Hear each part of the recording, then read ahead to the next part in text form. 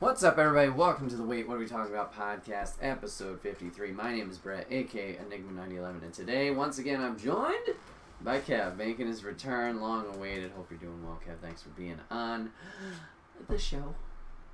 Remember, guys, you can catch this podcast live over on twitch.tv/Enigma9011 every first and third Saturday of the month at 8 p.m. Eastern. You can join the chat, join in on the conversation. It would be greatly appreciated. Remember, guys, if you can't catch it live, that's A-OK. We are over on YouTube.com. Search Enigma9011 where it's broken out topic by topic, but also put as one big video for your amusement. And we're also now on SoundCloud. You can get all of the podcasts in MP3 format, so you can take it on the go wherever you'd like to and listen to that. Give us a like over there. Spread the word. Thank you.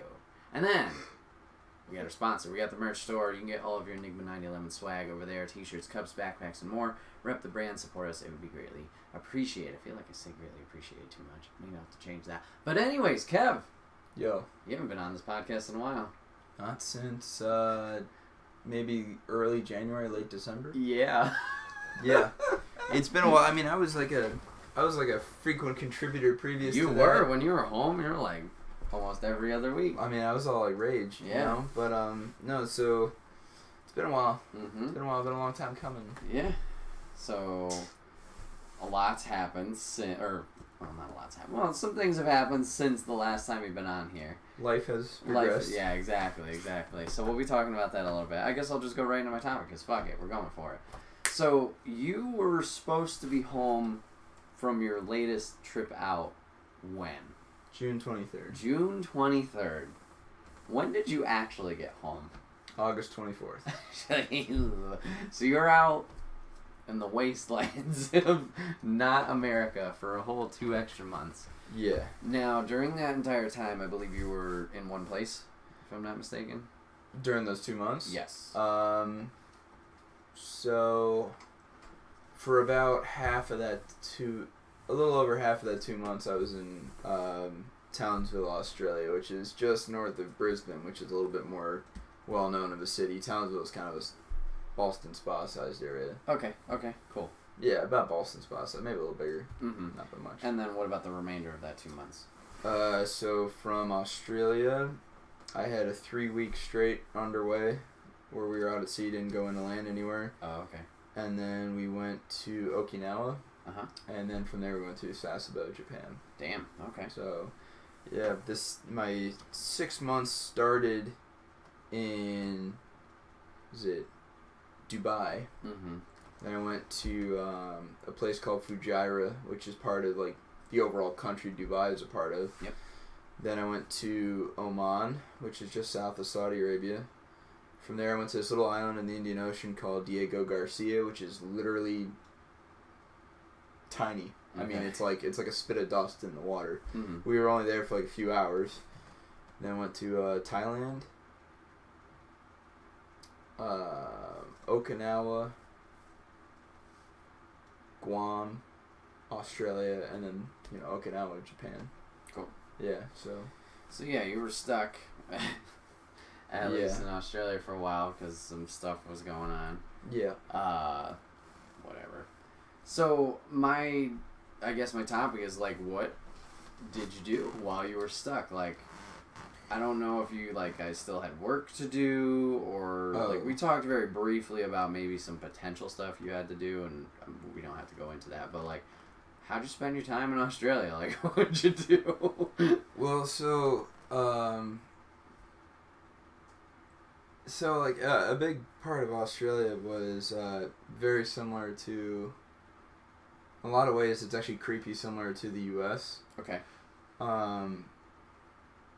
So I've been to the UK, and when you walk around the UK, you can't fool yourself into thinking you could be in the U.S. because, like, the buildings are really old and it's different construction and whatnot. But, like, Australia kind of came around as a country in a similar time frame as we did. Yeah. Not, like, independent, but, like, like, they're developing. Mm-hmm. And so, like, a lot of the buildings and whatnot are much newer construction, so, like, it just feels more like it could be, like, America. And, like, some of the way the town I was in was laid out, it felt a lot like San Diego. Oh, where, like, like, the houses are kind of tiered into, like, the hills, and it's kind of dry, desert-like. Mm-hmm. what was really weird to me is I went into a couple of Australian bars one night, and they were listening to American country music, and they're singing like Country Roads by John Denver. Oh god. And like they're singing about West Virginia and Kentucky, and I'm like, if you guys can even point that out on a map, I will buy your next beer for you, you know? And they're like, whoa, Kentucky, that's like near California, right? No. No, I mean, you know, compared to China, sure. Yeah. It's pretty close. I went and toward the outback, they had like this sanctuary for animals. So I wander into this place, and like a kangaroo hops up next to me, and there's koalas eating their eucalyptus and stuff, which they get all goofy and high from, and they like fall out of trees, and that's kind of funny. Really, it was just kind of like a lot of Australian cultures, like really honestly based around like their bars and their pubs. Like people just go to bars and pubs, and that's what they do. Okay. And so I spent a lot of time in places like that, like hanging out with people and getting to know people, and it's a really interesting country. I met some of like the local Aboriginal people, like they're native people. Oh, okay. You don't see, like, I didn't see a whole lot of them, but you see them every now and then, and they have a very tough situation, but not too different from like our Native Americans. Okay. Country itself is beautiful. I went hiking at one point to this, like, because I guess like that whole town was like the U.S. headquarters during the Pacific War. Like, I was at one building, and that's like where General MacArthur was like running the Pacific War from and stuff. That was like our town, and of course, being Americans, we come in and we're like, no, this place is not going to work for us. We need to blow up that mountain and stuff. And Australia is like, no, you're not blowing up our mountain, you know. But it was pretty cool. I really enjoyed there. I had one night, I went to a casino, which I never do. Oh, yeah. I don't gamble. And I've just never understood the point of it. I don't enjoy it. But I was like, okay, I'll go put $20 on the slot machine.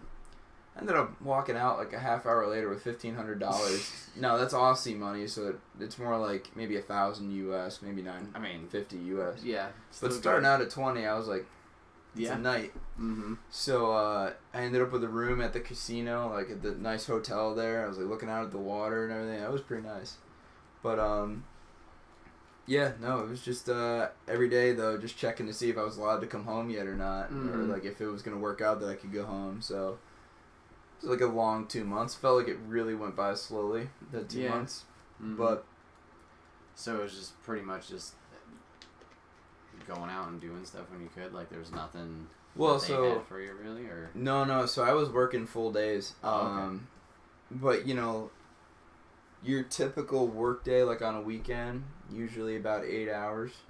During the weekday, it can be anywhere from 8 to 12 hours. Okay. After that, you can go out, but you also need to, I mean, if you're smart, get some sleep before the next work day too. Right.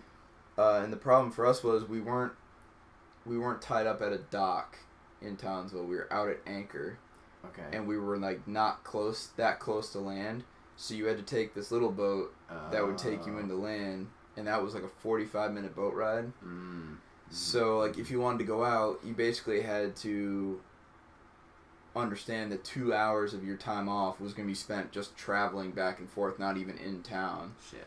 So like if I had maybe 6 hours of free time, I really only had 4 hours in town because I had to do, you know, the ride back and forth, and like there was only one boat, so when it left the ship, it would take almost an hour to get to land, and then an hour back. And it would be an hour back. So if you missed the boat from the ship to land, you had to wait 2 hours to be able to get on another boat. Right. So that was kind of inconvenient, to be honest with you. Yeah. But you know, there was nothing you could do about it. So they did finally, like, and they had us on this sketchy little fishing boat. Like you see, like, those, like, charter fishing boats where people pay to be taken out to go fishing. Yeah. It was kind of like that. And there was one day where the seas around where we were got really churned up, like, really rough. And they were about ready to like call it off, say like the boat can't operate like this, like the little boat. So I jumped from the little barge next to our ship onto this boat along with like 2 or 3 other people, and they got us to shore, but they ended up canceling all the boats for like 6 hours. So I was like, well, guess I can't go back. Yeah. So I just hung out, and then somebody finally called us and like, oh, we have a boat that's heading out right now. I was like, so I had to go back. But yeah, so you had full work days, and then, you know, you could go out after that. Okay. Damn, that sucks. I didn't know you were offshore there. Oh yeah. Having a boat trip. That's. Yeah. Yikes. Yeah, I figured you guys had like staying somewhere at least. I don't know. So yeah, you spent most of your time there. And then you went to Japan. You said 3 weeks, or at least different areas of it during those 3 weeks. So this time I was in Japan for like maybe like 2 to 3 days. Okay.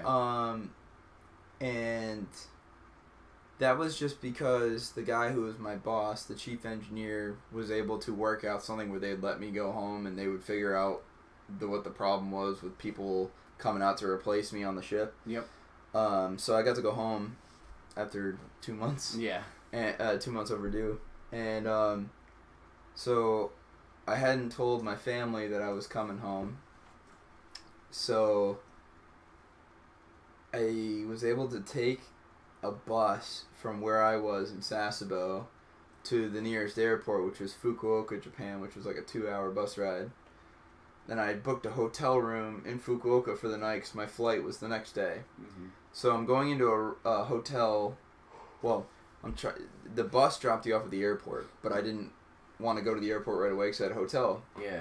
So I had to find a way to get from the airport to the hotel in a country where English is not that widely spoken. Mm. So like I keep repeating the hotel name to this taxi driver, and he's just looking at me so confused. So finally, like I pull up Google, and like it showed like the Japanese version of the hotel name, and he's like, "Oh, okay," and he took me there, and then I get to the hotel, and thankfully the girl there spoke English. Oh, okay. But the hotel rooms in Japan are tiny. Yeah. I mean, we're talking like, I don't know, like smaller than this room by a bit, and like the bed takes up most of the room. You've got like a desk that's like tiny.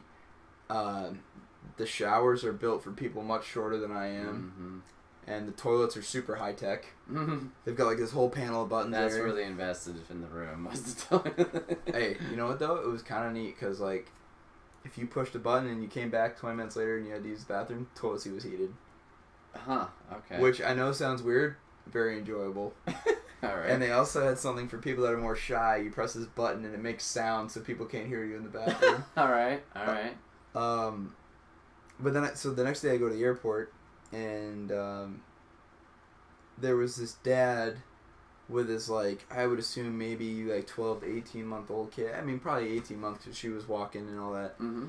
And he's, like, you know, he's obviously I don't speak Japanese, but, like, you can tell based on body language what's going on. He's, like, holding up a bag of her little kitty snacks. Mm-hmm.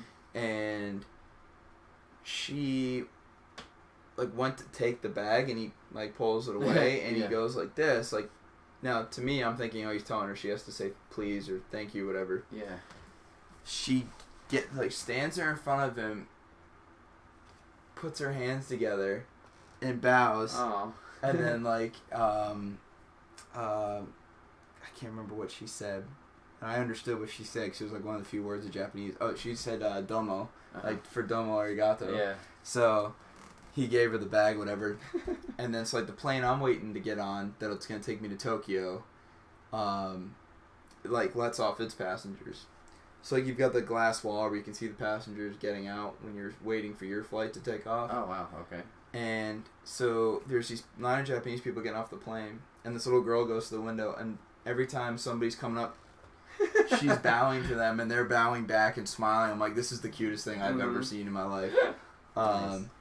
So then from there, flew to Tokyo to LA to San Diego, because the government wouldn't fly me to my house. They would fly me to my, like, where I'm based out of, which is San Diego. Okay. So I got flown to San Diego, and then the next day I flew from San Diego to Chicago to home.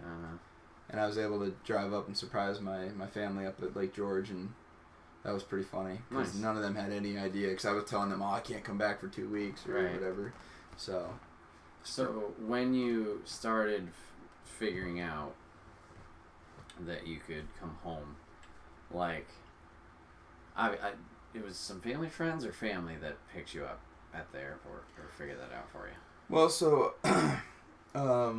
what I had done was my cousin and her fiance, I was supposed to be groomsmen at their wedding, and they were really concerned that I wasn't going to make it back, so it was kind of, you know, they wanted me to be home, but two, at the more self level, it's like, oh, this could screw up our wedding a little bit. So I was keeping them updated so that they knew I was going to be home in time, so they could stop worrying about that. Yeah. And then I had told them I was going to rent a car from it's like Enterprise, I think. Mm-hmm. And because they give you the tools to build your career. But so I get to the Albany, and it's like 10:30ish at night, and in the last 2 days I've now flown like well over 20 hours, so I'm pretty tired, and I'm walking out to where the little waiting area is, and I see my cousin and my fiance, they're there, and they didn't tell me they were going to be there. I figured it's so late, why would they show up?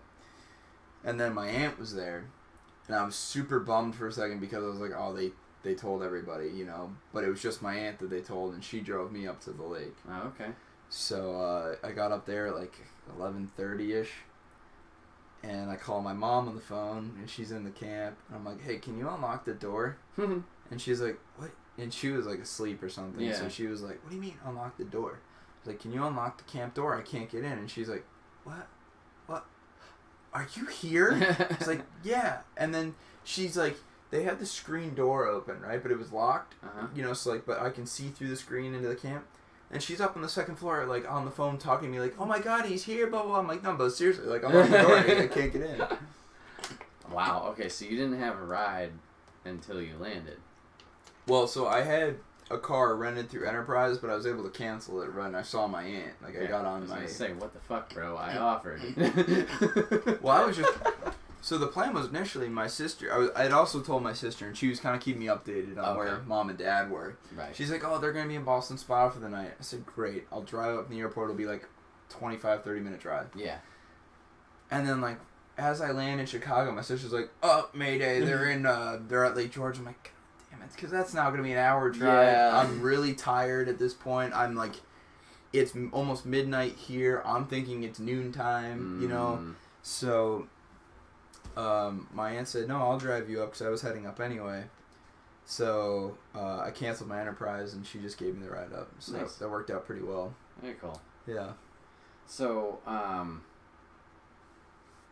Okay, so how long were you flying for in total? So you went from Japan to LA. Yeah. I've never been out of the country, so I don't know how long that fucking would have been. So it was weird. So I left August 22nd from Japan at like 10-ish in the morning. Okay. And I got into LA on August 22nd at around like 11 in the morning because of the international date line. Yeah. So the flight from Tokyo to LA is actually not that bad compared to other flights I've done. That was only 10 hours. Okay. Like the Singapore to LA one last year was 16 hours straight in the air. Jesus Christ. Okay. And then like the one I took to start this whole trip back in February was from I started in San Diego and flew to New York, and then from New York I flew to Dubai. So the flight from San Diego to New York was about 5 or 6 hours. 6 hours, yeah. And then from New York to Dubai was 13, 14, something like that. So the 10-hour one actually ended up being a little bit under 10, and that wasn't, as far as like a lot of my flights have gone, 10 hours was really not bad. It went fairly quickly, despite the fact I got put in this exit row seat, and is the weirdest thing I've seen. I hadn't seen this on a plane before. The fire escape or the escape door had this like weird hump in it. Oh. So like I'm not like I'm 6'1", so like is that average or like It's a little bit more, but okay. I mean, it's not terribly out of the question. But I'm sitting there with like my knees like this, and I was like so uncomfortable for 10 hours. Where like the last 2 times when I knew I was gonna be flying long distance, I just grit my teeth, went to the counter, and upgraded to business class, where like your seat becomes a bed, and it's like you're in your own little room or pod, which made flying so much nicer. But I only did that if the flight was going to be like 12 hours or more. Yeah. Because like being jammed into a tiny seat for 16 hours or so is, for me, possibly a form of torture. Right. So, but this time they had no seats available anywhere, so I was like, well, I guess I'll suck it up. Mm-hmm. You know, not to have like first world problems here. Trying not to, fly in a regular seat, but yeah, it was a long time in the air, for sure. Yeah, I was going to ask how you'd been able to do flights like that, but the business class thing you just described sounds at least better. It's a huge punch to your wallet. Right. Especially since you're doing it on the day of the flight. Yeah. So, it was worth it-ish, but, yeah. And then do you just, like, are you like me? Do you just fall asleep on the plane? No. Or like, okay, so what do you do to survive? Because, like, man, I don't know. Like, the most I've done is 6 at one time. Yeah. But, like, when I've sat there for planes that's like, oh, this is 4, this is 2, whatever, the going from California to home, usually there's that layover somewhere. Like, I don't know, man. It's just like, this takes forever. And I just can't imagine, like, not sleeping on the plane. So that's another reason why I consider it to be torture. Cause I see people around me that just knock out. Yep. And I get so jealous because it's like, for this person, this flight is gonna feel like 20 minutes. Mm-hmm. For me, this flight is going to be terrible. Yeah. And like there was one time, I think it was from Singapore to LA. I took like sleeping pills, like the Tylenol PMs or whatever, which normally knock me out. Yeah. I woke up 2 hours later and I was wide awake. I was like, you have to be kidding me. Like any other time I take this, I'd have slept for 12 hours straight. But right. No. So, no, I have a hard time sleeping on planes. And I had a Nintendo Switch. Oh, okay. So I was playing a crap ton of Mario Kart. Okay. Oh. Yeah. I mean, okay. After 10 hours, I don't think I can play Mario Kart for like another while. I don't even think I could get close to like, well. What else are you going to do though? I mean, yeah, there's no Switch options. Well, I just gotten it. Like I know. It's just like, imagine, like, okay, if you just got it, you can do all the Grand Prix, stuff like that. I did all of the 50cc Grand Prix. Uh-huh. I did all of the 100cc Grand Prix. Uh-huh. And then I was just starting 150. Okay. Yeah, but that means I raced every race at 2 times. Twice, yeah. Yeah. So. Okay, I mean, that's a little better. At least you had, like, things to accomplish. It's not like, because you mentioned to me off podcast, I think it was when you first came home, how you and your buddies were playing Mario Kart at the station. Ship, yeah, the ship, all the time. So I was a little concerned that it was like, oh God, he already had things like he had done, and he was just like racing for 10 hours for nothing. Because that, I'd be like, I could do that for an hour. And then I was doing some of the balloon battles and stuff, which add like a little bit of a variety, if that, a little bit different. But yeah. God. Okay. Well, I mean, Switch is good. If you ever go on flights again, then. But don't worry, I downloaded Skyrim onto this. There you go. Onto the Switch, so there you go. I can play that. I can play that all day. I know. So. Wow. Okay. Well, cool. Yeah. Did you do anything fun in Japan while you're there, or was it just so brief there was no time? I really only had. I had one day to actually go out in Japan, Well, I mean, when I was on the ship, I went out. We went to this like really fancy Japanese restaurant where like you go in, you take off your shoes, sit on the ground. Well, not on the ground, but like on a really low lying bench, like you're at a low table. Mm-hmm. And they've got like the sliding panel doors and stuff. And Cool. the Japanese guy comes in and like so we're eating sushi. Like we have like a 5-course meal where they go through the entire Japanese cuisine. Damn. And like when they're cooking you fish, they bring the fish in live to show you that they're like fresh. Okay. Mm-hmm. So I was like, okay, this is neat. There's this type of, I think it's a fish or something, called abalone that was absolutely delicious. And I would have stayed out a little longer that night, but we have like these guys that are basically like interns on the ship, like what I did as when I was at school, where they come out and he was trying to keep up with some of the veteran sailors at the bar, which you just should not do when you're 19. Mm-hmm. We're talking about guys who've been doing this for 30 years and they just drink alcohol and it's just whatever. Right. So I get a phone call or a text saying, hey, this guy is not doing well. So I find him out getting sick, as we know people do. Mm-hmm. Oh yeah, we know. Including myself. And so I'm like, oh God. So I pick him up and I throw him over my shoulder. And it's like 2 miles back to the base. And so I got a fireman carry this guy. Mm-hmm. It's raining sideways, like pouring rain. Mm-hmm. And no Japanese cabbie would give me a ride because this kid is clearly going to get sick in their taxi, which I understand. Yeah. But I had to walk this guy, like, it was maybe a mile and a half back to the base with him over my shoulder. Then I have to, like, start slapping him across the face to, like, get him ready to go through the security checkpoint. Like, to get him back on base. And they're looking at me and they're like, sir, what's his deal? And I'm like, look, just, I'll take care of him. This is not your problem. Just let me get him through. And they were like, okay, Mm-hmm. But I'm like, oh, my God. That was my last night on the ship. I was having to babysit, Mm-hmm. and then I'm checking on this kid every couple hours. So I got him to bed, and I'm like trying to make sure he doesn't, die in his sleep. Right. So like and it was just one of those things. Like I was just going out trying to enjoy one last night, and other people didn't feel like doing their shipmate any favors. They weren't trying to take care of him. So I was like, somehow this is my problem, and Yeah. it is what it is. That But, stinks. Yeah.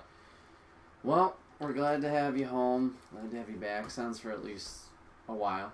At least from the current plans. Yeah. We'll Current see. plans. Yeah. If that. Well, I mean, at this point, if they're gonna try and get me to come back earlier, I'm just gonna cut the cord. Be like, no, I'm done here. Thank you. Appreciate you letting me give you my life the last 2 years. So. Yeah.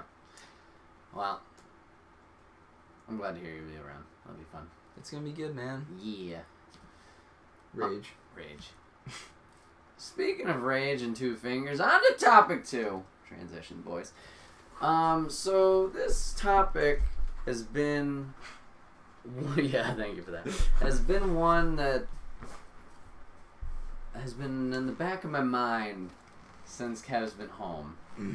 So, if you watch previous episodes, I finally divulged in a little show called Game of Thrones in this past year. Kate and I did a review, or my review, of the first 4 seasons, and then Kevin came in and we did the review, or I did the review of seasons 4 through 7. Yeah. And then season 8 was going to premiere last April, I think is when it started, or was it March? Yeah. Okay. Yeah, April or May. So I was all caught up, ready to go. Kev obviously was on the ship, so we didn't really communicate too much, if at all, about the season and what had happened. So this topic's name, or just thing, is Kevin's Rant on Season 8. And Brett sits here and nods quietly and maybe says he likes something, but yeah. I want you to chime in because we don't want the anger to just so flow unabated. So let's do this. I'll give my impression / mini review of what I thought, and then we can open this floodgate of hate or whatever, and then I'll just be like, yeah, you're right, or yeah, okay, whatever. But anyways, I thought the season was See, right there. Okay. Right there to our viewers. He's offering what he's gonna say. I have to approach this as a lawyer now. Oh, okay. He's got a new profession. To the jury, my opponent asked himself a question he couldn't even answer enthusiastically. End of case. I didn't say I was like, Done. this is the best season ever TV. I mean, I'm just saying. I Like, know what I'm getting into. Okay. Alright, please proceed. It was okay. Okay. The reason it was okay, I thought we had some more character development, which, good. I actually preferred the longer episodes. I did enjoy that, because the other seasons just, they did a good job of making you want more. Yeah. I want more of the story. I want to know what's next. So I enjoyed the longer episodes. The tension going into the battle for Winterfell. Yes. Great. Love that. The battle itself, good. When it was happening. The end result, I'm not super pleased about. Mm. But I thought the fighting part was fine. It was good. Fighting my lip. It was fine. The ending, confusing. The king that we now have, I get the logic behind it, but it doesn't seem earned at all. So Bran with an N. Sorry, I always do that. Are you saying Pam or Pan? Bran is chosen to be the king, which makes sense from a logic standpoint because he knows all this information of history and stuff like that. Fine. I understand that. It doesn't make sense because we never really built up to him earning this at all. He was just a kid who was going through this mythological thing, which was somewhat interesting, but then when we didn't explore it for a while because he just poof disappeared from the show, that was odd. So it was just like, I don't understand why this choice is being made. Like I said, once again, it just didn't feel earned, or to a viewer point, like, yeah, that's a choice I would have made. Like, there was a handful of other people I would have picked. Okay, not just a handful. There was many people I would have picked over him from if I was making that decision. So I think that's it. I think that's all I got, to be honest, of like, yeah, I might dive into more specifics once you start going, but yeah, that's my overall top-down level, I guess. I guess the real question is, Uh-huh.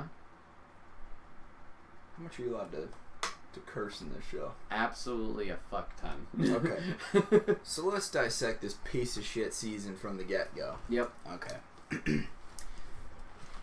Literally, the first scene of Game of Thrones, the first chapter of the Game of Thrones book, Yep.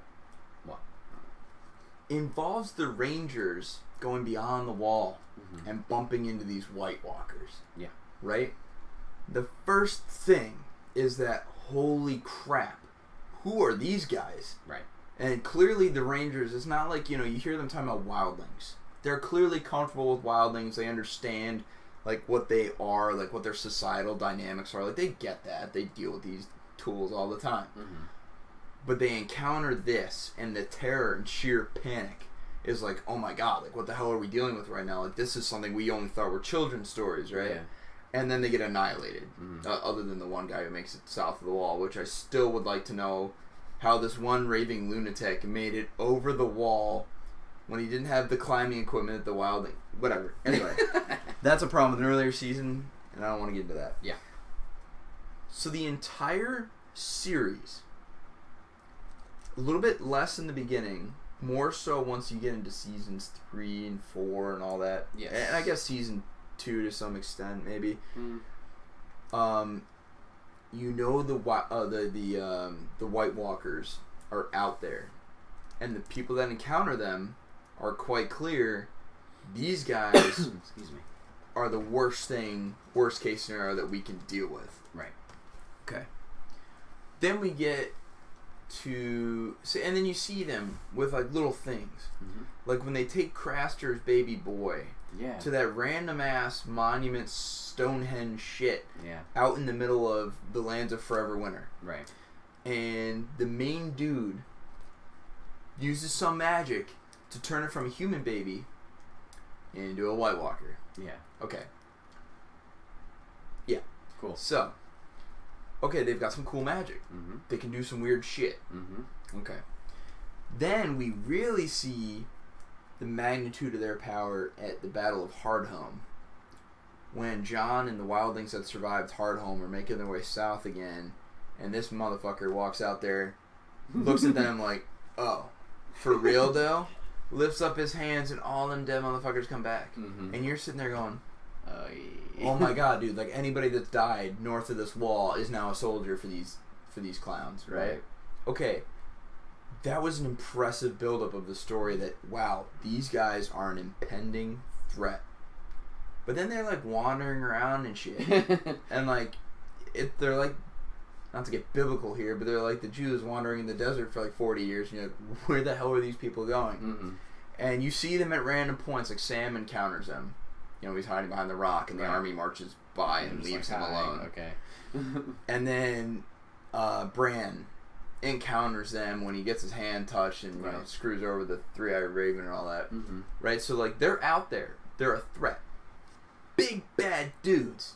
Like, we're talking Nazis, meet Soviets, meet freaking Voldemort and shit. Right? Like, it's like all the bad people put into Yeah. one. Or so we think. We Right. still have no idea anything about them. We've never heard them talk. We've never seen them play poker. We did get one go, wah! Just scream on the distance. Well, so Sorry, I love that part. anyway, so then, to move along with the White Walker storyline, they go north to capture a White Yes. to bring back down to crazy ass Cersei to explain to her what the fuck was going on. Mm-hmm. Okay. Mm-hmm.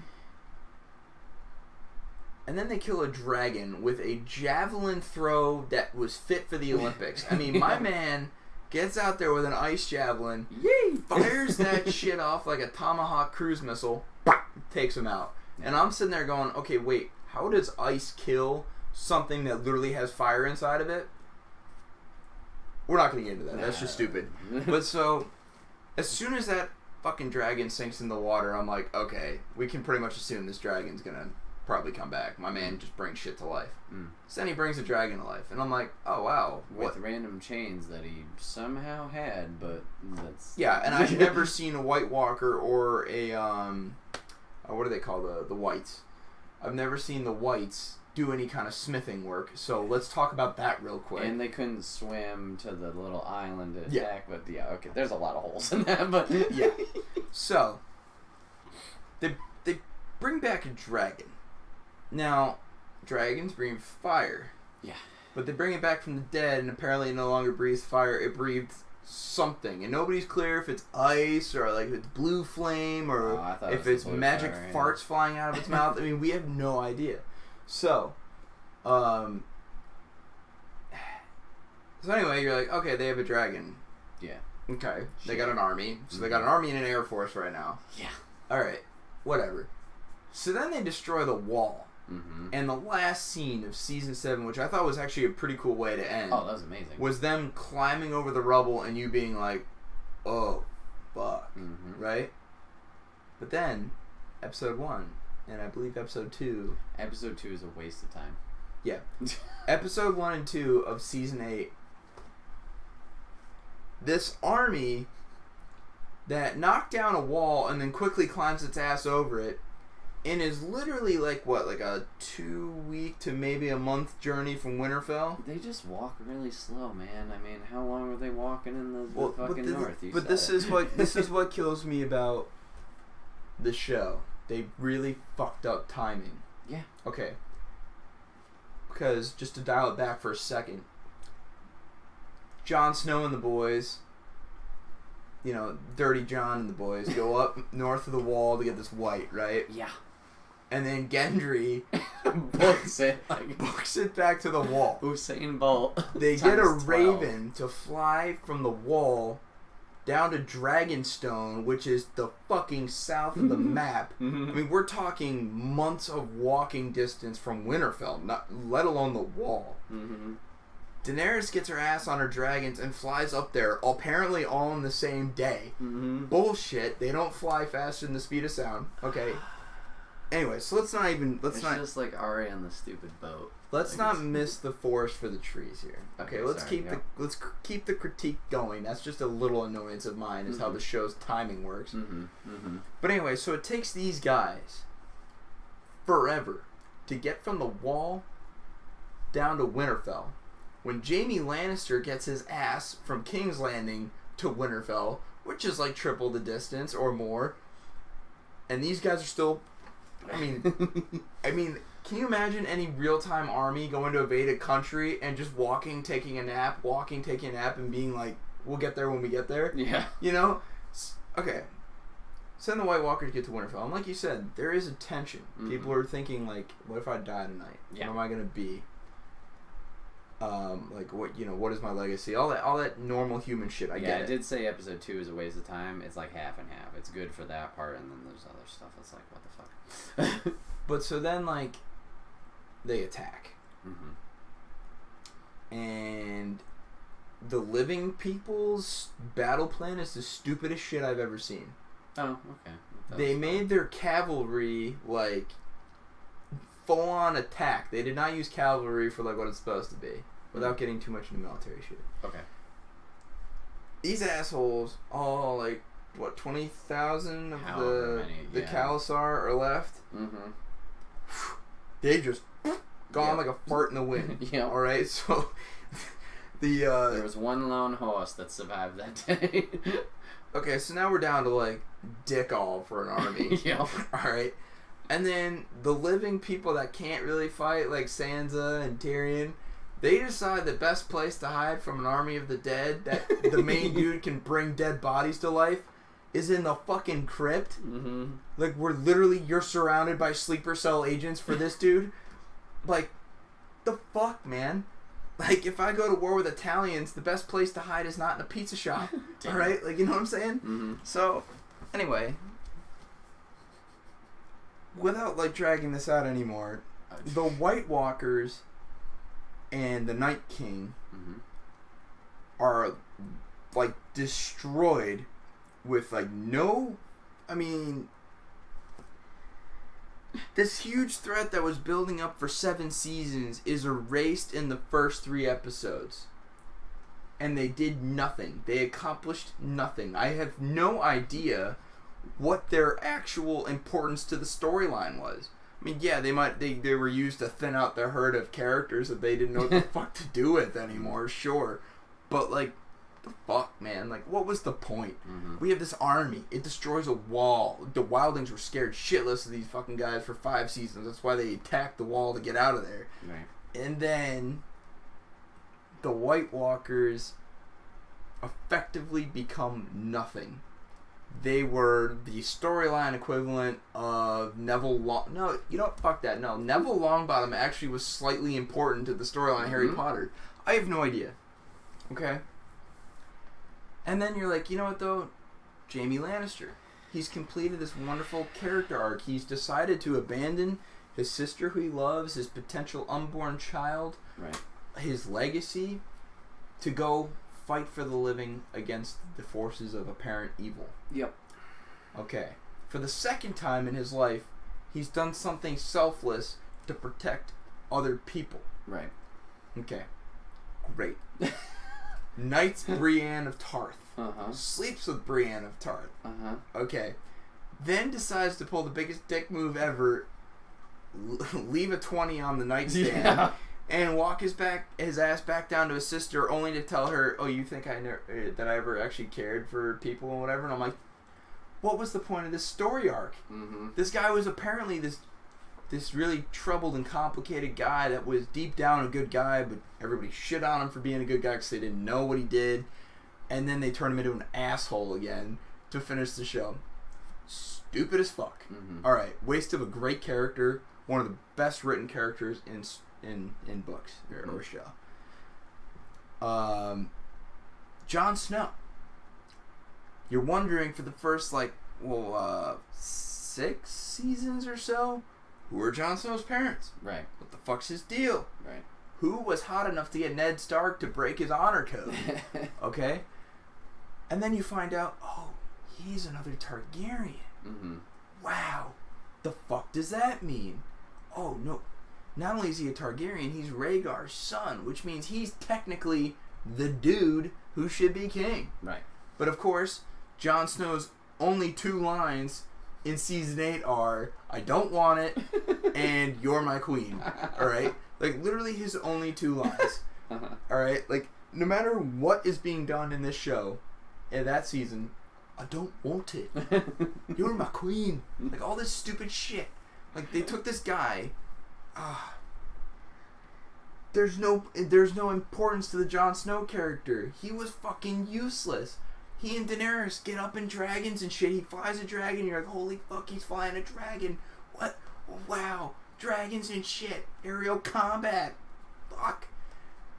And he meant nothing. His efforts at the Battle of Winterfell meant dick. The whole Azor Ahai, the prince who was promised all that shit. Go fuck yourself. It doesn't matter. Like, Jon Snow. Add him to the list of trash bin characters after Jaime Lannister.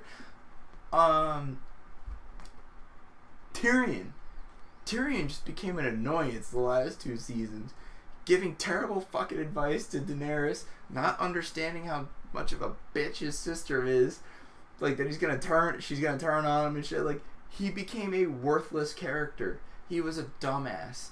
Like, everything before season 7, you understood Tyrion was a smart guy. He had compassion. He wanted to see the country run right. That was like when he was Hand of the King and when he became the master of coin and all that shit. He was doing his best to try and push this lard ass of a kingdom into some form of like functionality. Last 2 seasons effectively becomes a walking, more or less functioning idiot. Alright? Like, no purpose. Almost gets killed in a crypt full of dead bodies that get brought back from the dead. Whatever. Tyrion Lannister. Trash bin of history. Alright? Daenerys Stormborn goes through all of this shit, vowing never to become like her dad. Mm-hmm. Steps foot on Westeros, turns into her dad. Yeah. Daenerys Stormborn. Trash bin of characters. I mean, like, they squandered so many great storylines. And it's unforgivable. And, like, Bran is just a creepy dickhead. Like, that's all he was to me in the end of season 7 and all of season 8. Just a creepy dickhead. Just show up and... Oh, and then Euron Greyjoy apparently is the world's best anti-aircraft gunner from the medieval era. What the fuck? Yep. Are you kidding me? What? He's got air and sea. He just needs the land. God damn it, this guy's like the American sniper out there shooting dragons out of the sky. Mm-hmm.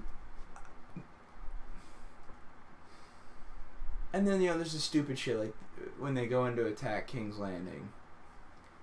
We all know that Dothraki were all killed at the Battle of Winterfell. But then somehow they are en masse present at King's Landing, which means to me one of 2 things. One, the writers are really fucking stupid and forgot they killed off all the... And, like, there was actually... This is how you know this season was... Remember in high school when you have a school project and you forgot about it till, like, the night before and you just mailed it in just so you could hand something in the next day? Yeah. This is how you know this entire season was the television version of that. After each show, they would do, like, Talking Thrones or whatever, where they would, like, have people talk about the episode. Yeah. Dan and Dave, the writers, at one point were talking about one of the characters who had done something, and when you realized that they had done that, the episode didn't make sense. And they legitimately said, well, we kind of forgot Dany... Oh, it was about Daenerys. Like, we kind of forgot Dany had ships or something, and we're like... Yeah, you forgot? Like, your job is to write... God damn it. HBO, and I was just telling you this earlier, HBO came to the writers and said, you have a fuckload of stories left. There's a lot of character arcs, a lot of shit to wind up. Mm-hmm. We know George is going to finish this series with 2 more books. Eventually. Well, yeah, eventually. We are willing to give you 2 more seasons. Plus, for HBO, Game of Thrones is a cash cow. Yeah. People were buying HBO subscriptions just to watch Game of Thrones. Yep. All right? They were like, yeah, let it ride. Mm-hmm. We'll give you 2 more seasons, 10 episodes each, all the money you want, CGI out the ass. Yeah. Dire wolves all over the place and dragons and shit, right? And Dan and Dave were like, nah, we good, fam. 1 season. And HBO's like, you can do it in 1 season and 10 episodes? And Dan and Dave like, nah, fam, 6 episodes. What? HBO must have shit a brick. Like, how are they going to fumble fuck this one? Mm-hmm. Turns out, Disney had given Dan and Dave an offer to work on the next Star Wars movie, and they were trying to speed up Game of Thrones so that they could get working on the Star Wars shit. So you know that movie's gonna be a giant piece of shit too, by the way. They weren't happy ruining Game of Thrones. They also had to destroy Star Wars from the bloody mess it is now into just a gravesite. Just kick it a little bit more while it's on the ground. So that's another podcast you can watch a few episodes back when Kev was here before. So Dan and Dave. And you know what's the funny thing? There was a certain point, I think it was season 4 of season 5, where the show exceeded where the books were. Yes. Now, George had given the guys an outline of where he saw the story going. Uh-huh. So that way, I mean, he's old. Yeah. If he dies, they could at least finish the show. Mm-hmm. And I'm sure there were frameworks written so that if he died, somebody could finish the book series as well. Mm-hmm. I was going somewhere with this. Oh, George. So you see the point to where the show was still with the books, where they had material to work with. Mm-hmm. The show was actually pretty good. Yes. But I think it was 5 and 6 where they started exceeding where the books were, and now they're just operating with general ideas. Okay. And as far as I'm concerned, the show kind of started descending. Now, there was still a lot of good shit in there. Yeah. But you notice there was, or at least I thought, there was a noticeable drop in quality of writing. The acting was still great. I give full credit to the actors. Even in this piece of shit of a season, they did the best they could. Mm-hmm. They really did. But if I give you a shit sandwich and you want to eat it, you can't honestly tell me it tastes good. You Right. know what I mean? That's what they were dealing with. As somebody that's loved this show since what, 2010? I think it started, maybe 2009. This was a lot of my life invested in one show and one storyline. Plus, I had read the books. Right. So like I had like a real deep love for the story, the characters. Like I thought George did a really good job because most of these fantasy type movies, even Star Wars, it's always the good guy winning. Right. George is much more realistic. The good guy doesn't always win. You look at the Stark family. Everybody loved the Stark family compared to the Lannisters. Yeah. And who wins out initially? Mm-hmm. You know? So it's like, I think he did a really good job of trying to illustrate that war is bullshit. Mm-hmm. That humanity does not always end up having the good guys be the victor. Mm-hmm. I thought he wrote a really realistic series. So I was very invested in it and the characters and whatever. And you felt like you were experiencing the characters' arcs. Like, you know, you're reading chapters that are Jaime Lannister's perspectives. So you're seeing shit through his eyes. You become invested in his growth. Yeah. As far as I'm concerned, Dan and Dave betrayed the Game of Thrones faithful that were tuning in every Sunday night for 10 years or more. Mm-hmm.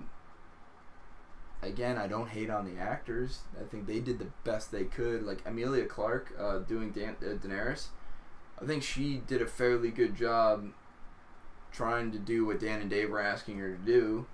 Unfortunately, they gave her a stupid character arc at the end. Like I said, trash bin of characters. Mm-hmm. But I don't know. I was very disappointed by the show. There's a season rather. I still don't understand what the hell Jon Snow is going up to the wall to do because there's no wildlings north of the wall that they have to protect from anymore. They are the Night's Watch now. Yeah. And there are no White Walkers because, again, some of the coolest villains ever developed in the history of fiction or anything just destroyed in a second by a girl jumping out of an apple tree. I mean, what the fuck? You know, fuck you, Dan and Dave. I liked that moment, but I didn't appreciate, like, we kill one, they all go poof. Well, and, like, okay, again, the whole... Because I like the other guys, like his generals, I thought they looked cool. And I was like, yeah, we're going to do some... Oh, no. We're just done with them. Well, so it kind of makes sense. So, I mean, that is one thing I'll say makes sense because he was creating all these babies with his magic, right? So their existence is contingent upon his continued sorcery or Maybe whatever. I just hate that stupid villain trope. That, like, you take out one and everything falls apart. Like, Yeah. think of it like, I mean, this example kind of works, but also kind of doesn't work. Phantom Menace, we talked about Star Wars before, but they blow up the one ship and then all the robots stop working. Like, it makes sense because that's a control ship. But, like, that's the same, like, oh, okay, well, they're pushing them over, they're done. And then also, there was another example I had, and I'm blanking on it, but I don't know. Oh, maybe Ultron, but kind of not really because he still had a couple of the robots that were, like, going, but I don't know, it's just like, I don't like that cheap way out, I guess. I don't know.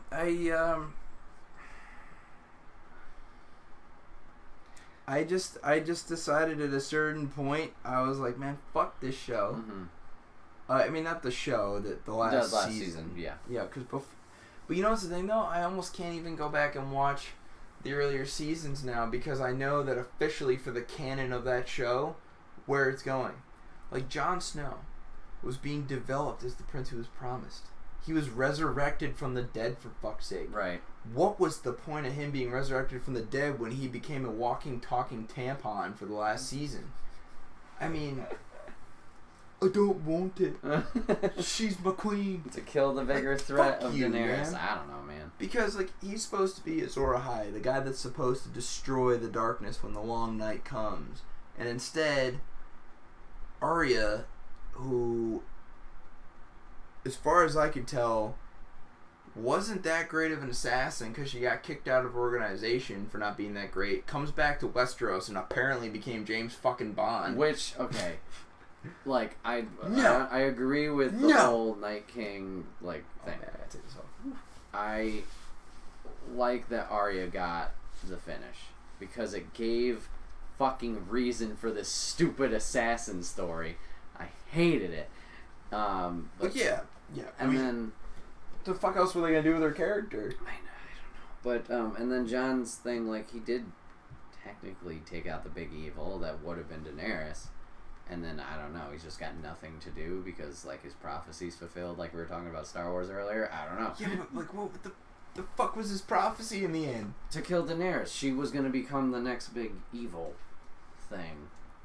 I think Because she was turning into her dad, like you mentioned. Well, I think that her descent into madness was super rushed. Because up until the end of Season 7, she was a queen that cared. Yeah, end of Season 7, I think they started it. But I agree. Like, a couple of those... I don't remember. No. Because it started really twinging when What's-Her-Face died. Yeah. Well, that's what I'm saying. They forced her to go from, like, being, like, a good queen trying to do the right thing. Like, my girl goes out there without having any sword skills or anything, and she's fighting the enemy at Winterfell with Jon. Yeah. Like, Sansa's hiding in a fucking grave site waiting to get killed by sleeper agents. Right. And, but Daenerys is out there, and I'm like, yeah, look, this is the real queen here. She's actually out there trying to defend shit. Mm-hmm. And then, like, in an episode, they turn her evil, and I'm like, this is super rushed. For a character that people had come to love, you know, because of what she was up against. I mean, a lot of people did. I'm not saying everybody did. Oh, no. I thought of a funny story when you said that. Please continue. But, it just seems like, for what they were trying to do with her character through the whole show, in order to show her turning into her dad, it needed to be much more than, like, a 1 or 2 episode arc. Mm-hmm. There needed to be more, like, they just pummeled her with bad shit. Her friend gets her head cut off. Her dragon gets shot out of the sky by fucking American sniper Euron. Yeah. I mean, what the hell, man? I did like how, I mean, it was a simple thing, but how, like, the costume department helped with her transition. like her hair got more like wild and crazy, and her dress, her wardrobe got like darker and more pale. Yeah. So I did appreciate that, but that's just from like a, I don't know, arty perspective.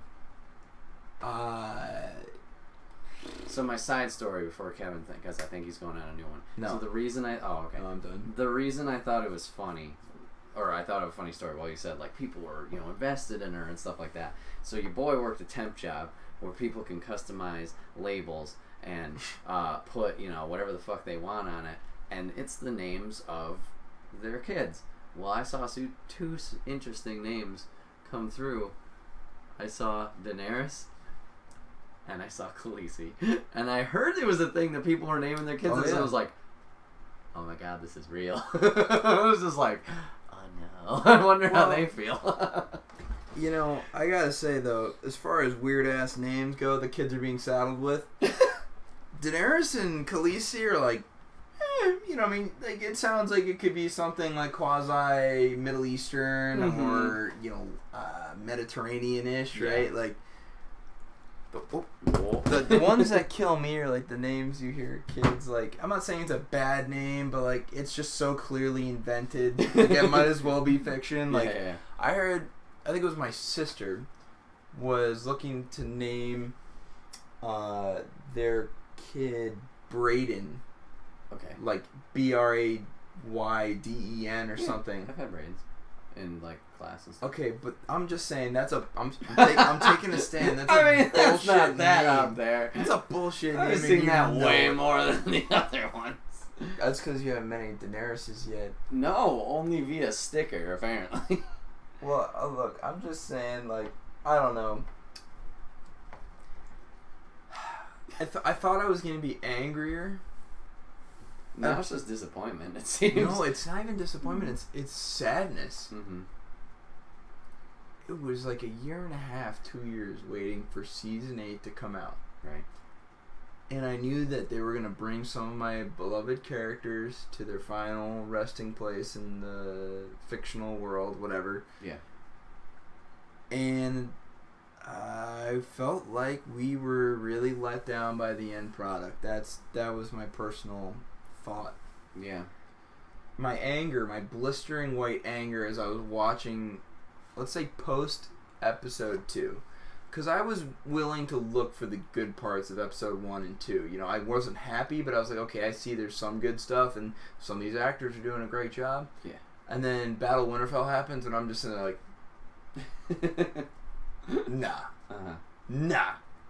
So then it became progressively angrier and angrier, and then now I've just reached absolute sadness and desolation in my soul.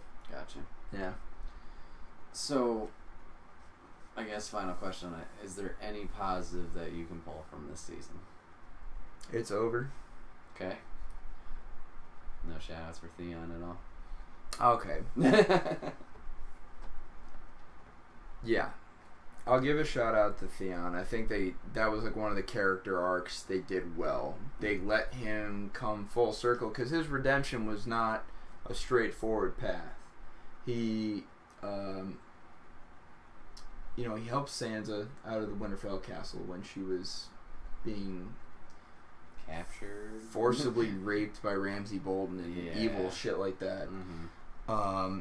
He rescues her, then he returns to his home people, and he's trying to help them. Yep. Well, help his sister, and then they go to Daenerys to help her, but then he fucks up and leaves his sister with Euron. But I think he got a lot of hate for that when it wasn't necessary. I mean, Euron is a very deadly warrior for sure, and he had his sister at knife point. Like, realistically, what is Theon gonna do other than get butchered along with his sister potentially?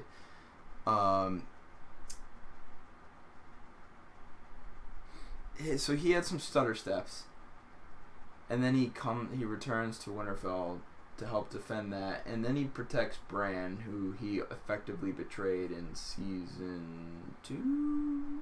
Yes, season 2. 2 or 3. 2.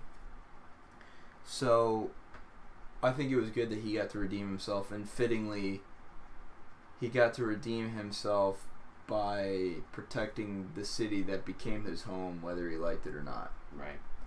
And I think the books even did a better job of that, because he has like a lot of chapters in the books where he's debating like who is his dad, and he realizes that when it came to like actual affection and fatherly role and everything, Ned Stark was his dad. Mm-hmm.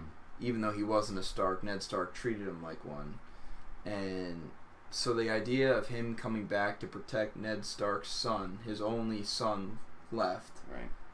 and defend that home that became his adoptive home, I think that was a very well done and fitting thing. And I even like that they let Bran say to him, you know, you're a good man, Theon, to kind of give him that consolation at the end that he had maybe come full circle. Right. Because if he had just died, he still would have died thinking, like, I hope I did enough. It was the closure. They gave him closure. So I'll give that. Of course, I'm happy that my man Tormund Mm-hmm. survived the show. I'm very happy about that. That end final council scene was so fucking weird. When Bran shows up to the council and Tyrion's holding the meeting and stuff. Yeah. It was like odd. Like they were trying to go for something comedic at various points. And I was like, this is fucking stupid. Mm-hmm. It felt like if you had put the soundtrack of Seinfeld in the background, it would have been a scene from Seinfeld. Like, I don't know. Yeah. Yeah, it's just disappointment at this point. That's what it's become.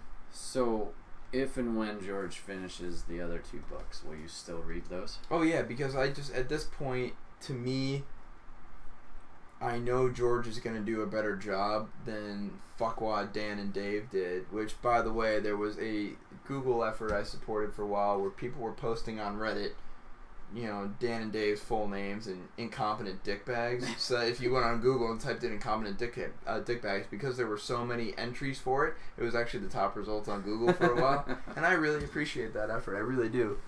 But yeah, I think George is going to do a much better job. He was very upset with the direction the show took in the last couple seasons, and the writers, Dan and Dave, would not listen to him for any advice on how to, you know, this is this guy's baby, his brainchild, and yet they thought they could do it better than him, which they couldn't, clearly. I would read those books and then try and forget the show ever happened at this point. Because like a lot of things got cut out of the show for the need of condensing. Yeah. That I think made the books really great, were all these little storylines, but they just can't fit all that into a TV show. Yeah, no. So, I don't know. I'm going to go ahead and say I'll read the books and be hopeful. So, Fair enough. I got the evil off my chest. You did. For like the 10th time in the last 2 weeks. Because my dad, who's never seen Game of Thrones, asked me like, "Oh, did you finish the last season?" I looked at him and go, "Oh, let me tell you about fucking season 8." And I just go off about it. My dad's just sitting there like, "I don't care. I don't know what you're talking about. I don't care. I don't know what you're talking about." And I'm just sitting there like all angry because I'm like, "Oh, this fucking show." And my dad's like, "This is why I don't get attached to shows." I'm like, "Fuck, man." Okay. I mean, he really doesn't. He like loses interest in a show after 1 season. But yeah, I mean, I don't know. I guess just to wrap it up, it's like you said, it's sad that it ended this way. I think I'd still recommend it to people, but maybe just stop at 7. Maybe just end at that cliffhanger. Have an Empire Strikes Back moment. I've actually said that to many people. I'm like, you know what? I had a buddy that was trying to get into Game of Thrones, and he came down to work one day, and I was just venting to the second engineer, who also watches the show, about how fucking bad the show was so far. And he goes, "Oh man, I feel like I should stop watching." I'm like, no, keep watching. But then just, I think I had said end with the end of season 6, because Daenerys and her army, they're sailing triumphantly to Westeros. Okay. Like, end it there when you're watching it, because that's where we could have really stopped. I mean, 7 was better than 8, but it was they were just backsliding as far as I'm concerned personally. But obviously this is all subjective. Right, for sure. Some people might actually really love season 8. Yeah. They're fucking idiots, but they might actually like it. Right. So. Yeah. It is what it is. Unfortunately, there's no going back, but. Nope. And if there is, I'm going back to the day Dan and Dave were conceived. Okay. And we're going to stop that process. But then we get in the whole time travel thing that we talked about before, where the hasn't and the hads, and Dan and Dave's fathers will not have had, not, place, what? That's a Big Bang Theory reference in case you're wondering what the heck are we talking about. Topic 3. Oh my god.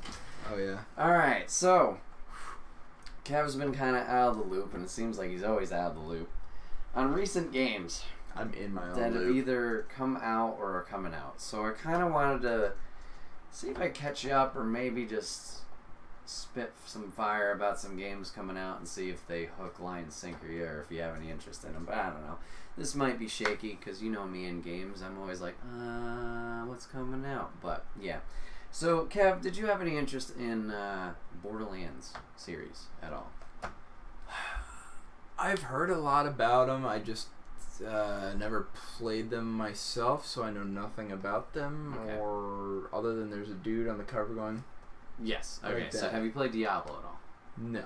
Okay, well, we're doing great. Okay, well, it's Diablo with guns, essentially. So it's pretty much, there's a storyline, there's missions, but it's a big open world. You can go... Oh, I saw people playing Diablo on the ship. Okay, Did not understand it. okay. It's the same where, like, loot is very important, and you're constantly getting new stuff that you can either swap out or sell or, you know, do whatever you want with. So Borderlands is that, but with guns. There's a shit ton of guns. That's, like, their selling point. Let me pause it right there. Yeah, go for it. I remember the time you told me to play Fallout 3 because it was like Skyrim with guns. I mean... You seem to like comparing things to other games and then saying, but there's guns. Brett, you have a problem. I do. You have a goddamn problem. America! Anyway, so there's a plethora of guns with different options. But the third one just came out about 2 weeks ago. And this was, oh boy, quite a stretch, or quite a span of time since the last in-story game release. So there's Borderlands 1, 2, pre-sequel, which was in between 1 and 2, and now finally 3. And I haven't played the whole thing yet, but I'm really enjoying that. It's just, if you like Borderlands, it's more Borderlands. The characters are hilarious. The comedy's out there. They don't take themselves too seriously. There's obviously the main story arc, which is interesting, but then they have random side quests where you got to go collect these stupid items for this guy, or you just got to murder this one person because they've been annoying the shit out of the person who gave you the mission. So that came out recently. Do you have any interest in Doom, the Doom series at all? I think I played a little bit of the newer Doom that came. 2016? Yeah, that sounds about right. I think I played like a little bit of that. Yeah, maybe. Okay, Doom Eternal comes out next month, so that's a direct sequel to the 2016 one. Okay.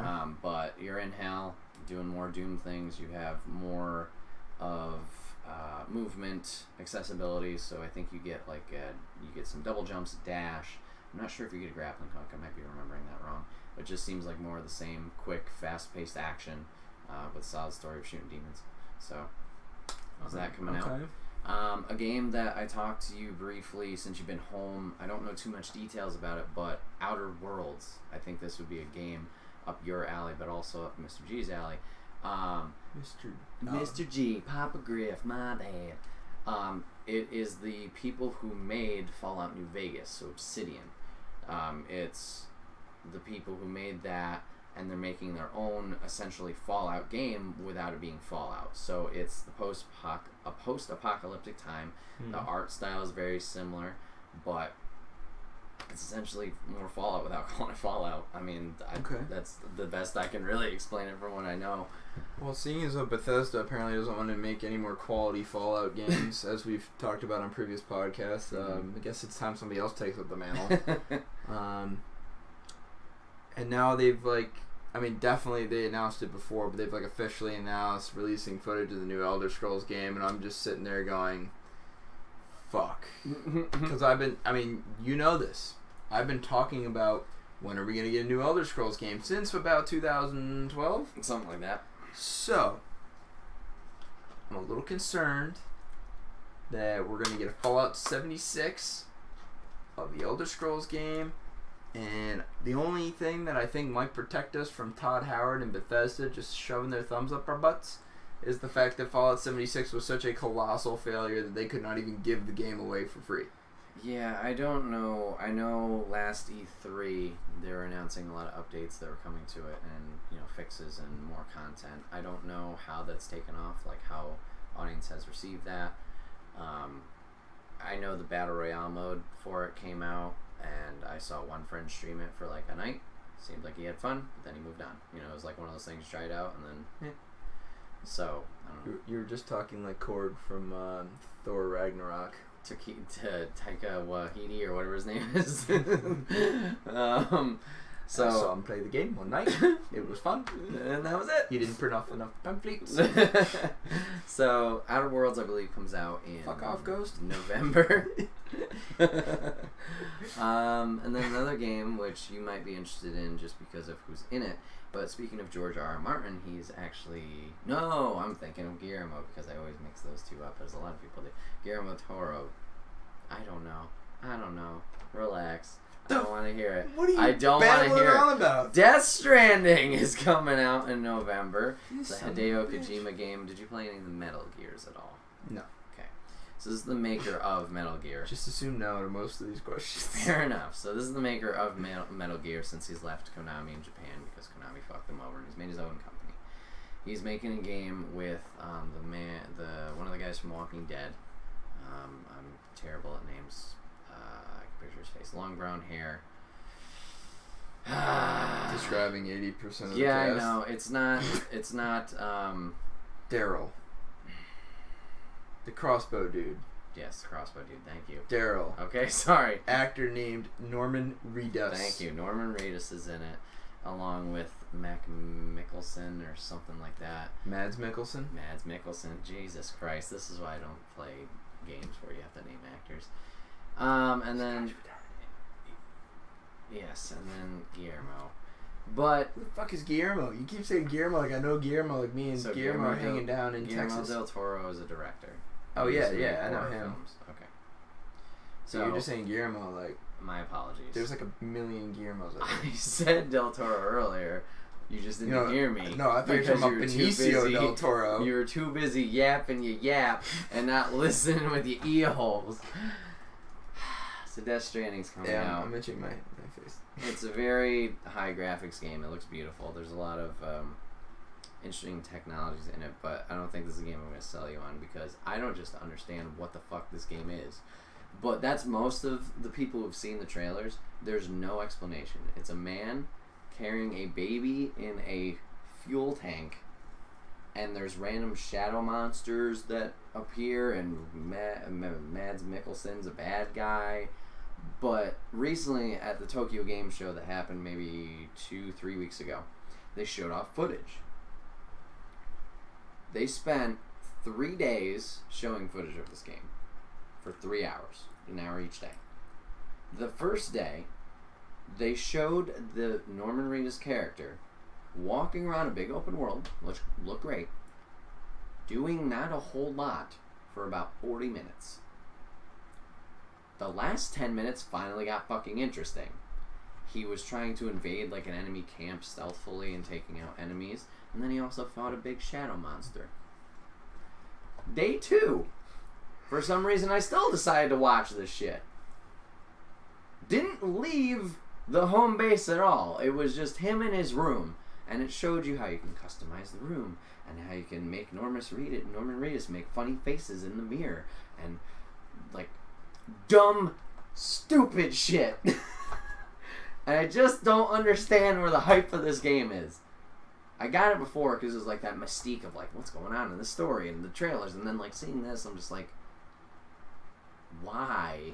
Like it's beautiful, it's impressive technology wise, but like, what's there to do? What's the point? So, I'm just listing off games that are coming out, not necessarily for you, but you know, if anything, obviously, sparks interest. So that's coming out in November. Oh boy. Sorry, that game I don't understand. No, you know what? I saw a video about this. Yeah. and I think it was Donkey talking about it. He's like, "What the fuck is that?" Because like at one point, like the Norman Reedus character is just like twirling around as he's walking somewhere, like he's dancing, and it's just like, the fuck, what? I don't know what he's going for there. He's going for a fat paycheck. That's what he's going for. I mean, yeah, with his own company that he made. Here's what I don't get. Yeah. With these video game companies, right? Mm-hmm. They're a lot like a film studio. Yes. They're making a product, an artistic product, and they're trying to make a profit off of it. Because, especially with the extremely high cost of video games now. Right. When we were kids, buying a PS2 game, maybe $30. If it was a really like big hyped up game, maybe 40. Like the game of the, you know, in the PS2 games, you have the red banner. Yeah. So okay, maybe you paid a little more for that. But today, every game is 55, 60 bucks. For you and I to go and sink $60 into a game is now an investment. Right. Like more than it was ever before. Absolutely. And you would think that the game studios, when they're in, because this also is an investment for them. If they sink $20 million into a video game, they want to make sure they're going to make that and more in profit. So with games like, all right, for example, we're watching footage of Star Wars Battlefront, the new game, and the glitches and the weird shit, right? You think when you're making a project that big, especially for a franchise that big, you would bring in some normal gamers for like a focus group type thing, right? You have them play the game and be like, what do you think? And then when the guy goes, this is fucking stupid, maybe you sit there and go, this game could be fucking stupid. Right. And you know what? That's fine. Businesses fuck up shit all the time. Like, you know, fucking McDonald's had the McRib. Alright? You know, whatever. That's a fuck up? I thought I've never had it, so I don't know. Wasn't a huge... Like it. Well, I don't know. Alright, fair enough. But yeah, I know they do focus groups. I watched a documentary recently on God of War, the 2018 version. How they were making that, and how like a focus group was just not a fan of the boy following him around. Low-key. Spoiler alert, but yeah. I didn't even play the game, so fuck, this is lazy. But yeah, and then like they had to kind of change how he was and give him more combat and like things that he could do to make it more exciting to have him around. So what happened with that piece of shit Fallout 76? I don't know, man. Nobody played that game and said, hey, Bethesda, I keep falling through the floor of the fucking map. Like, come on, man. When you make big open worlds, I mean, I'm sure it's crazy. You know how many times in all the evolutions or the forms of Skyrim that I've played, you know how many times, how many times I've fallen through the floor? 0. Yeah, I don't know. Look, all I'm saying is they rushed that shit. They did. For a profit. They did. So, I don't know. Sony has a Marvel's Avengers game coming out in May. So it's a... But how does Sony get to make a Marvel Avengers? Don't they only have Spider-Man and... So I think Disney set up a deal with them. I don't know if it's a Sony exclusive. Maybe it is on Xbox. I could be wrong. It was just shown at like Sony's press conference, so maybe that's where I'm making the disconnect. The studio that's making it is crap. It's the same studio that makes like Final Fantasy and Kingdom Hearts. Poop. Anyway. Poop? No, it's not poop. I'm sorry, I can't remember it. But that comes out in May. Confirmed characters right now are Iron Man, Cap, Hulk, Black Widow, and Thor. And the game is its own individual story. It's take place in California, where the Avengers, they're opening a new tower, but then it gets attacked. Of course. So that looks really cool. They've shown some gameplay of it. Once again, the graphics look great. They're releasing new heroes like Ant-Man for absolutely free, as far as I know, every once in a while. So, I mean, wait till that turns into a microtransaction. Yeah, we'll get there when we get there on that train. Square Enix is the company I'm thinking of. Square Enix. So yeah, that could be cross-platform. That could be coming to Xbox as well. And then another one, speaking of Square Enix, Final Fantasy VII is getting its remake. The first part comes out, I believe, April. But it's Final Fantasy VII looking fucking amazing. I haven't either. Only like just the top layer of Final Fantasy VII. But they've updated it so it is real time, like fighting. So you're moving Cloud around along with his other allies to do the combat. You can constantly switch between characters in your party. They're splitting the game up, so it's just focusing on this one section, this one big city of the world that Final Fantasy VII is, and they're expanding that story out. But like I said, they updated it so you have that real-time combat, but for traditional fans, it was a turn-based strategy game, so you can play the combat that way where I want this character to attack, I want this character to defend. Like, you can set it up where you have them taking their turns, essentially. But just seeing, like, because they announced this game 4 years ago, and now seeing all their work come to fruition in game trailers and gameplay is just fucking nuts, and it's like incredible that it's actually happening. What else is there that is coming out? I don't know, Kev. What are, like, I'm trying to think of a game that maybe you would like. What are some types of games I guess you like? Well, I mean, obviously, like, I loved Fallout and Elder Scrolls. My video game playing lately has been kind of limited. Yeah.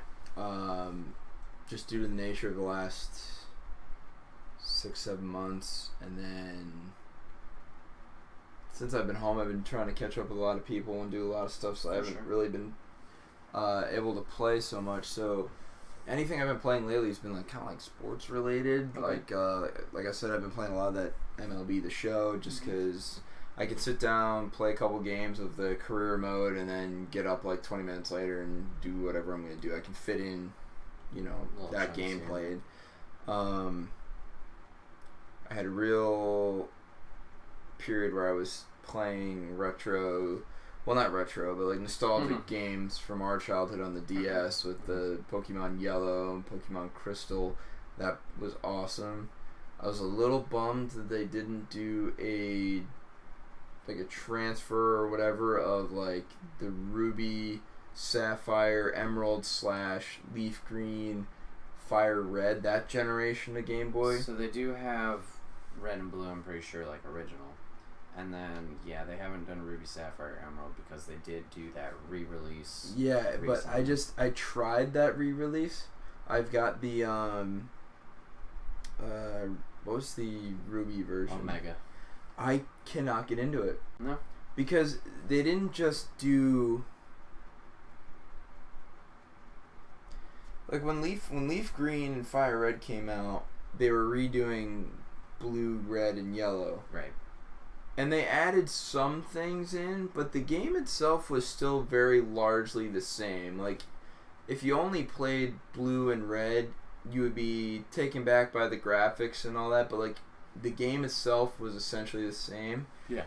But they were adding some weird shit, and, like, there's, like, with the DS screens, you got 2 screens going, and I'm from a much simpler time of one screen on the Advance SP or the Advance or the Color, like, so I'm all fucked up when I'm playing on the DS for Pokemon because you got all these different screens and shit, and you have to like know how to do this and do that, and it's like goofy shit now. Like on Omega Ruby, you could sneak up on Pokemon in the grass. Yeah, you can tiptoe. And if you caught that Pokemon, like, so like for example, if you were to catch like a Rattata, you always knew it was gonna know Tackle when you got it. Right. That was like its first move. I was playing Omega Ruby, and you capture, let's say, Poochyena. Yep. And he knows Bite. That's his standard start move. Right. But if you snuck up on one in the grass and you caught him, he had like Fire Fang and weird shit like that, and it was like... They would have different like abilities or like... That annoys the shit out of me. The like the people who look for like shinies. like Yeah. their different values or Still whatever. don't know what the fuck that means. Yeah, Somebody, that's the whole science. I was reading something about Pokemon at one point, and this guy was like, "Oh yeah, I caught a shiny this and shiny that." I'm like, "The fuck you babbling on about? What is that bullshit? Shiny? It's just more. Would you hold your screen up to the light?" So you remember Pokemon Silver and Pokemon Gold when you found Lance up by the lake? Yeah, you had The red Gyarados. The red Gyarados. That Yeah. was the first shiny. So you can now find a shiny of every Pokemon, but you kind of like. I don't know the specifics of it, so I'm just telling you. I don't what have it is. glasses, I know it's the Jurassic Park thing. Like, oh No. my god. No. Whatever. Fuck. I don't get references. But yeah, you can like, if you breed them a certain way, certain values, I think you can get shinies. I don't know. But yeah, there's a shiny version of every Pokemon now. If you wanted to, like, if that was your thing to do. I'm so confused. You know what? This is all beyond me. They left me behind after the Sapphire and Ruby generation. After that, my involvement in the Pokemon world was just playing the original shit. Because what was it? X and Y came out after, or no, what was the one I had given you? Diamond and Pearl came out after Ruby and Sapphire. Then it was Black and White. That was Black and White 2. I think I had Black then and White. Then it was X and Y. And then it's, after X and Y, I believe, was Alola, which was Sun and Moon, I think. Then we got Let's Go. And then now, also speaking of new games, Sword and Shield is coming out. Well, I just, I don't know. And I even look at some of the Pokemon that are out there now in the new games, and it's like the creators of Pokemon are just running out of ideas. They have that Chandelier. Yep. That's a fucking Pokemon or a bag of trash. The Chandelier is better than the bag of trash and the ice cream cone. And what the fuck is an ice cream cone of Pokemon? Have you seen the new coughing evolution? No. Okay. After wheezing? After wheezing, there's an Alola. So they've started introducing new specific region Pokemon. Yeah. So like Executor is a tall palm tree in like the Hawaii area. Yeah.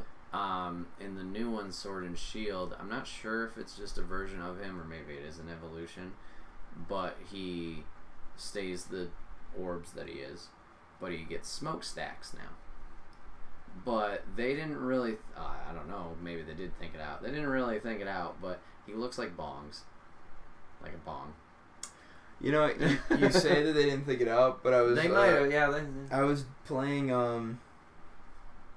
Mario Kart on the ship. Mm-hmm. And there are a lot of adult references. For example, when you're doing a network play against each other, like multiplayer, your Mii's are waiting around in this garage scene, right? Yeah. And in the background, you have signs that say "Burning DK," like something. Oh. Which, when we looked at that first time, like, "Burning Dick," like "Burning Dick," whatever. Then they had Mushroom Piston with some sort of weird shape. Like, they have little references in there that, like, I don't know if it's just that shit translates differently over from Japanese, or if somebody was like, "Oh yeah, this is funny." Like, I don't know. So Kevin, since we're talking about early generation of Pokemon, what if I told you that a Gen 1 Pokemon has just got an evolution? Like, okay. So you remember Farfetch'd? He can now evolve. Into what? Surfetch'd or something like that. He's like a knight. He gets a leaf shield and he's got a big, like, spear. I now hate Pokemon. That's been another episode of the Wait What Are We Talking About podcast, episode 53. My name is Brett, aka Enigma911, and today I was joined by Kev. Kevin, howdy ho! Thanks for being on the show once again. Glad to have you back. Remember, guys, you can catch this podcast live over on twitch.tv/Enigma911 every first and third Saturday of the month at 8 p.m. Eastern. If you can't catch it live, that's A-OK. Go over to youtube.com, search Enigma911. The following week, where it's broken out topic by topic and also put as one big video for your amusement. If YouTube's not your thing and you want an MP3 format, remember we are now on SoundCloud. Go over to Enigma911 and give us a like and follow over there. It'd be greatly appreciated.